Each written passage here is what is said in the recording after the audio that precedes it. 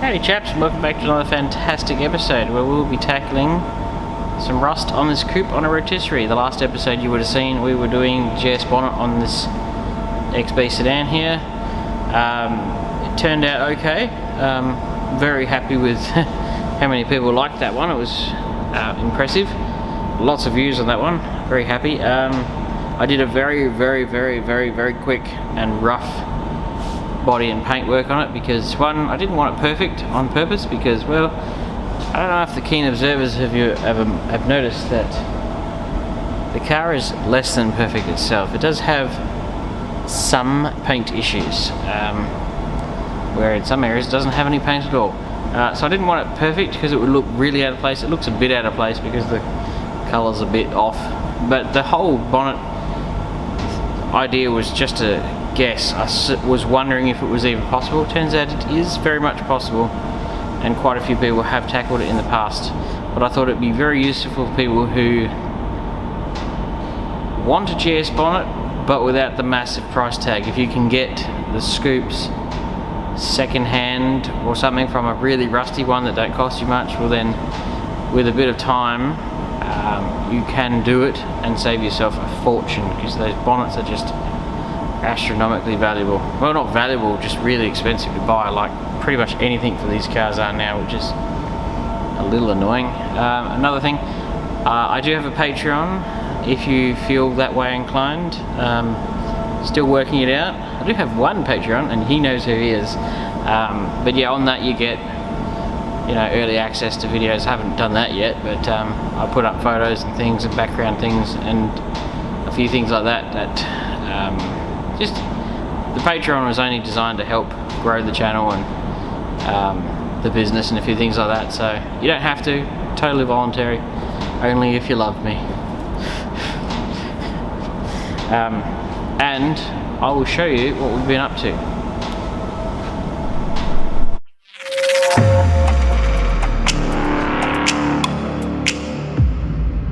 First cab off the rank, you might actually notice that there's a certain red ute that's missing. Well, that disappeared the other day. I finally sold that. Gave the dude who bought it all the paperwork, all the information, everything he'd possibly know about doing a write-off. So I said, heads up, it's fun and stressful at the same time. So also, the XB is here, all my usual chums.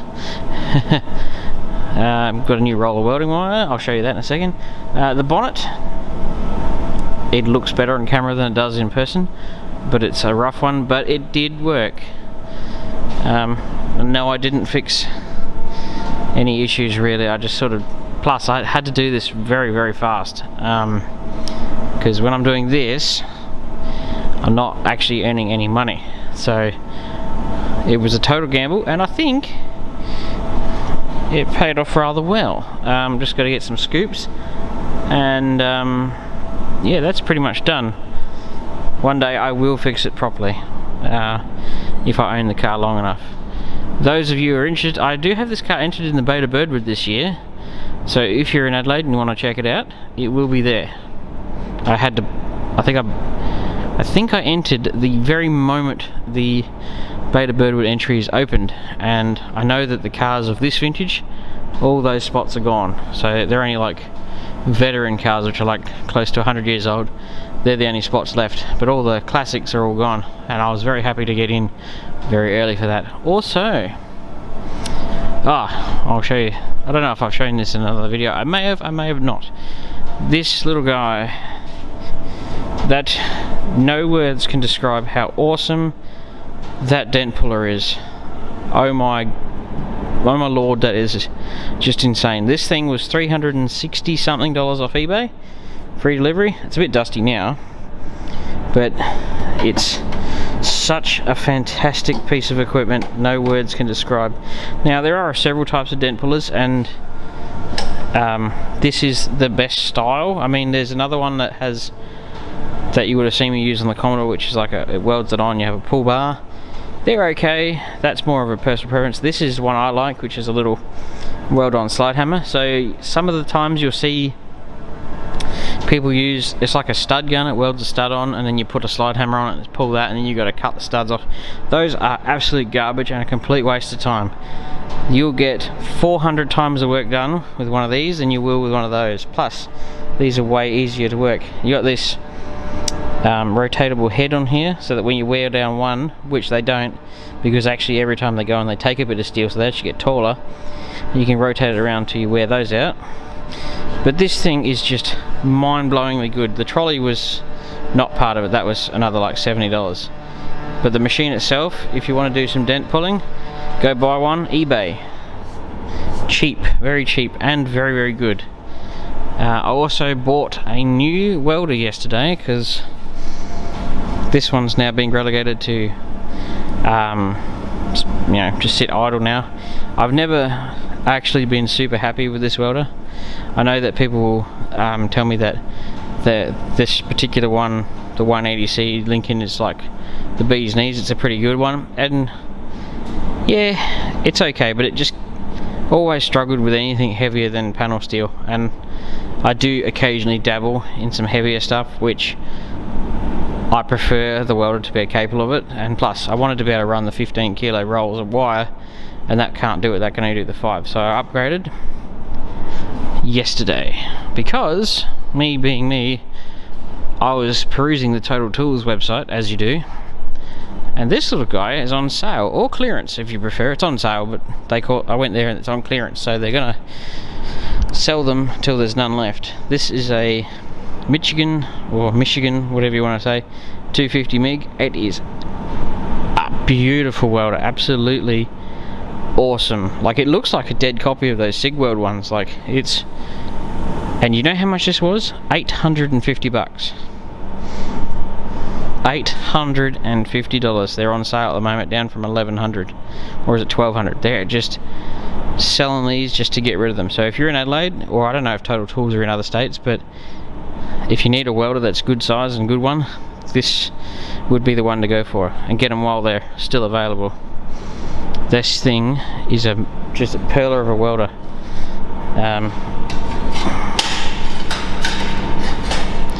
It does some pretty, if it zooms in, some pretty heavy duty welds, and can do some pretty good looking normal welds. That was just me playing around with it, and yeah, just ignore some of them look terrible, but that's just me playing with it. When you get a new welder, always play with it. Wind its settings all the way up, see what it does. Wind them all the way down, see what it does. Find a happy medium. That's all I suggest. It can run a spool gun. It can run gasless, gas. I always go gas because, well, once you go gas, you never go back. But yeah, that's the thing I really want to show off. They're on sale right now. Go get one if you can afford one. They're just insanely good value for money. So we have been busy. I meant to show this car before I started on it, but I just wanted to get into it, if that makes sense. So you can probably assume that it's pretty rusty, which it is. So we'll just run you through some of the rust. I found this while I was working yesterday, so there's a couple holes here, chewed out all up through there. First one in a long time I've seen that the front's all rusted out here. Center cross member's gone. The torque box obviously completely destroyed with rust. I'll have to make sure he didn't throw that bracket out actually. But one person on another channel was asking about what the front guard bolt looks like. It's actually this bracket here, screws into the torque box, and then there's another speed clip that goes in there, and then the bottom guard bolt actually goes in with one of these screws. So that's what it kind of looks like. It's just a little folded piece of tin. That should hopefully be helpful to somebody. And we got destroyed floor pan, sill panel, gone. Roof's really good on this car, that's something. Chewed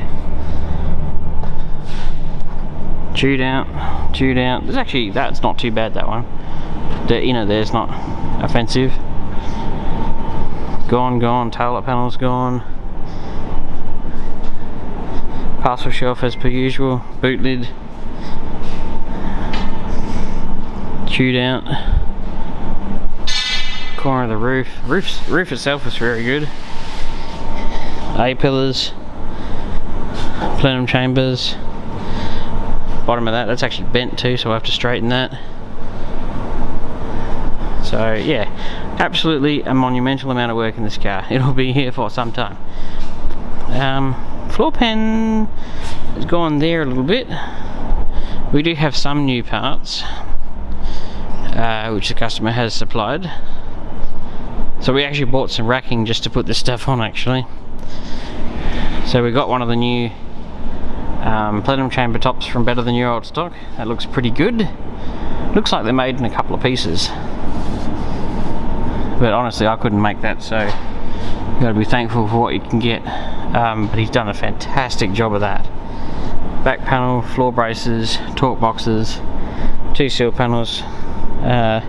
They're the XW stuff down there, so that's a completely different car. I will run you through what I've gotten up to with.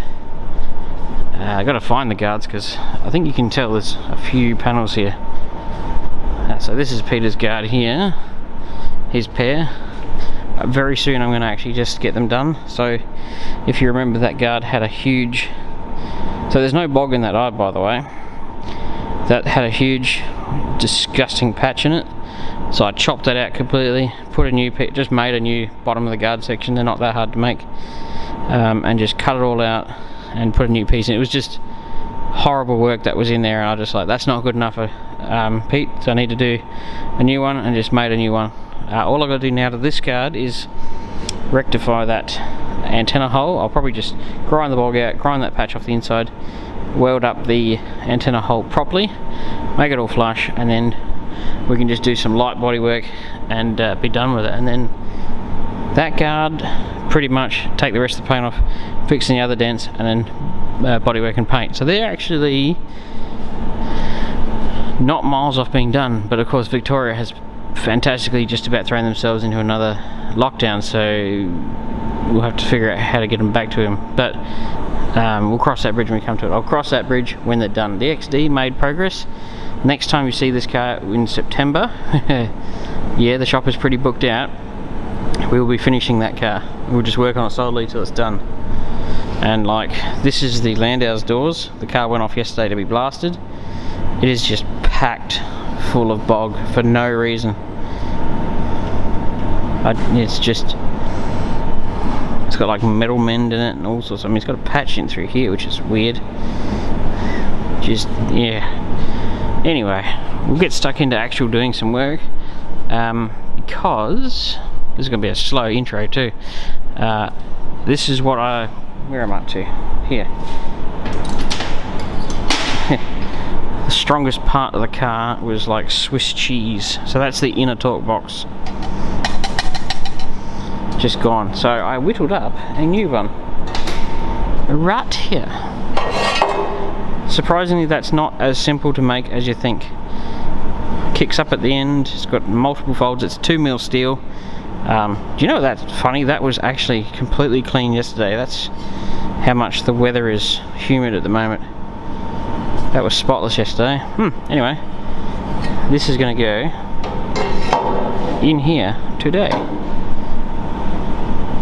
Lovely. So we'll catch up in a second once I've set up a time lapse or a camera or something, and we'll start getting that in there, because that's actually the next piece to go in. It's made, ready to go. I've also made the section of chassis rail that was rusted out, and I need to make this piece here because it's starting to get a little on the thin side, and then clean that up. So it's probably going to go put this piece in, get that sitting in, cut this, put this in, and then we can trim off the old torque box here and fix up some of this, get rid of some of this mess, and then progress forward. So we'll just catch you up in a second.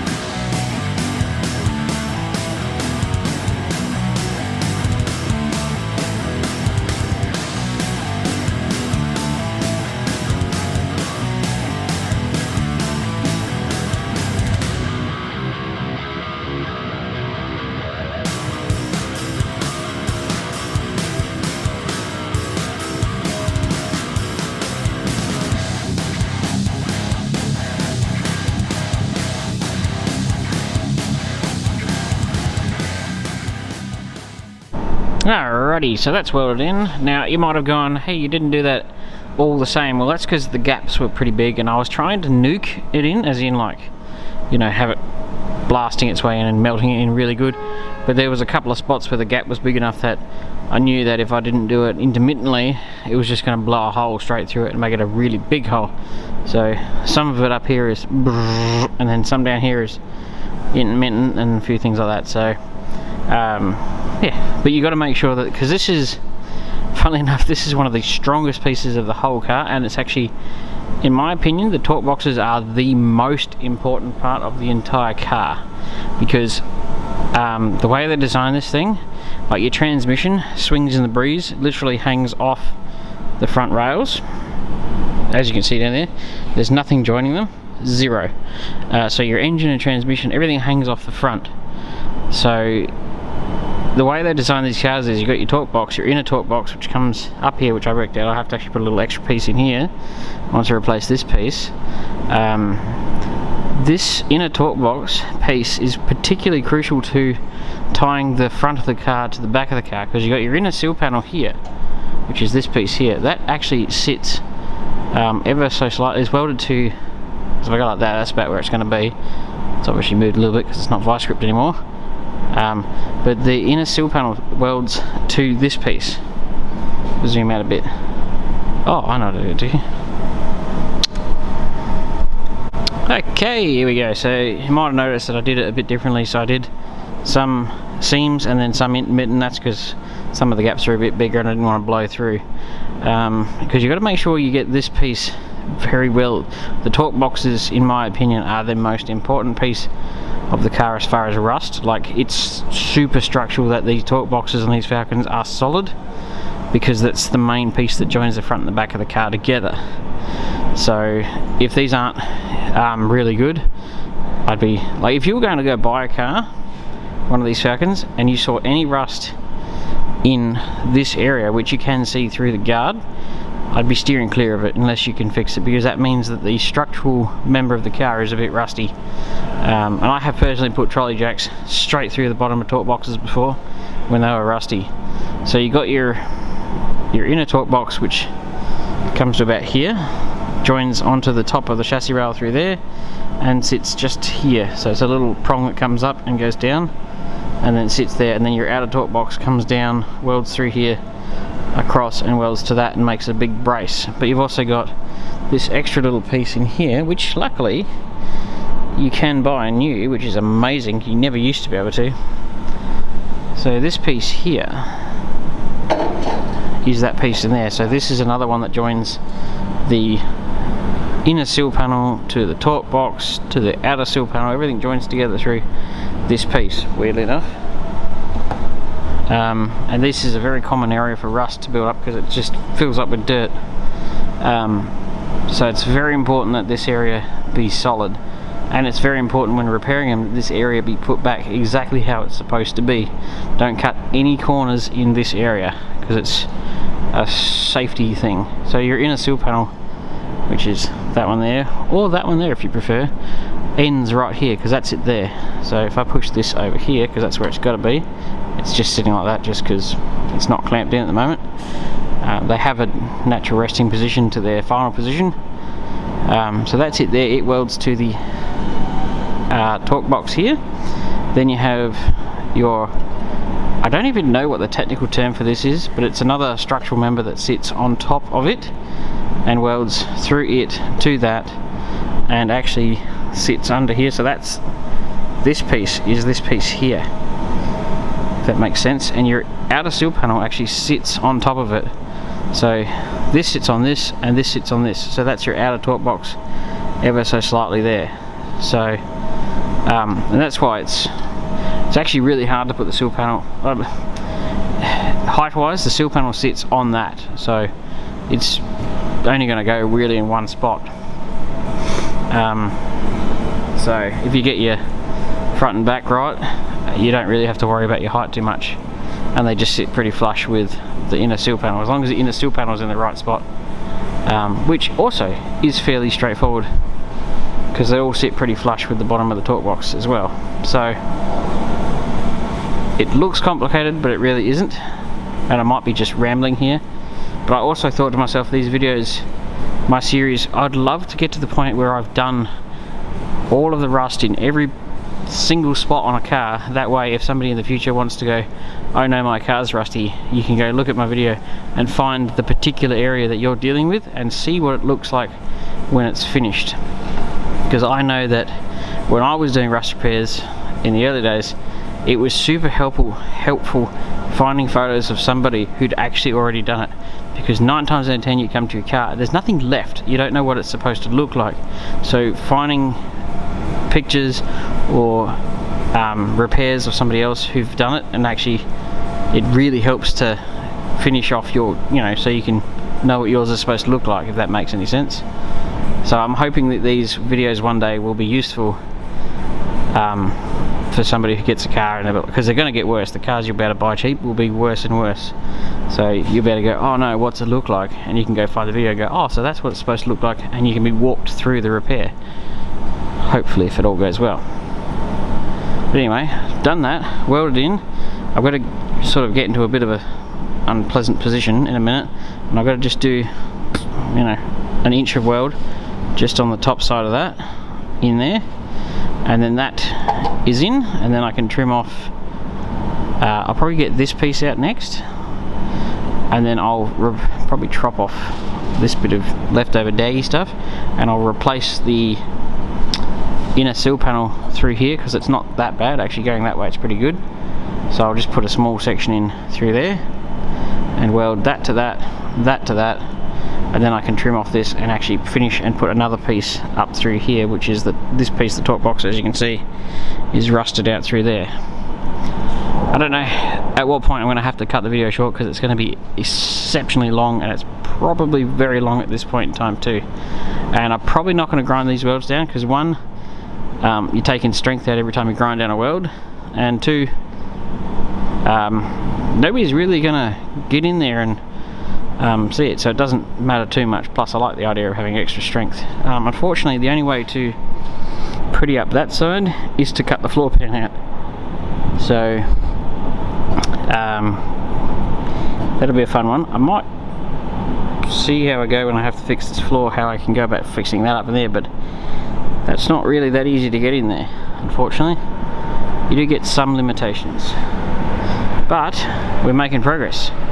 So I'm going to skip a time lapse, and I'm just going to get work done, and then I'll catch you up in a second. Right, so we're making progress. We've cut out the rest of the old, well, whatever that bracket is, and I've trimmed it down to the inner sill panel here. I mean, ultimately that's going to sit up like that, but we've trimmed it all the rust, made a new piece wherever the old one is. It's now got an actual end on it through here. I'll weld this in a second, trim off the rest of this junky piece, make this piece in here, and then we can put that piece back in. But I don't know if that's all going to happen in today's video, because the video is starting to get a little bit lengthy, but we are making good progress. Just all this stuff takes time. You got to cut the junk off, clean it up, make new pieces, put it in, time consuming, but onward and upward. It's starting to be less rusty. Alrighty chaps, that's where I'm going to wrap up this video, for fear of it being excessively too long. It probably is, and it probably may not be the best one, but it should be full, jam-packed of information. So, also welded this piece back in, and I've had to do a couple of seams, because I simply can't do plug welds, because the little flap goes down that way. My theory is I'm actually going to do another couple of stitches when I cut this piece out, and do them on the other side of there, so that it's got 6 on it effectively, and it should be stronger than probably the 3 spot welds that were there originally anyway. So that's the outer pieces, chassis rail fixed and reattached. That's back in. This is all just trial fitting at the moment to make sure everything lines up, and I don't know if you can see it, but if you just go like that, you can see that this sill panel will sit very nicely over the top of that, and I textured it in here to make sure that edge is lined up there, so that piece is where it should be when it's finally put in. Don't have to worry about that, because that all comes off later. So I'm basically trying to rebuild this torque box before doing the sill panel. That's all just tacked in for now. That's all fitting nice. That's fitting nice. That's fitting nice. That's fitting nice. I'm going to trim off, just go straight up through here, cut that thin daggy junk off, weld a new piece in there, and then this, in theory, most of this should be right. And I can weld this up, then put this in, then trim off all of this and put that in. So it's all, and obviously I'm trial fitting the outer torque box as I go every time I put a new piece in to make sure it's still going to fit. So it's a bit of a jumbled mess, but it is on the return. So I hope you've enjoyed it. It might be a long one, it might be not what you want, but at least it's a video, and I hope you guys enjoy it. So catch you next time.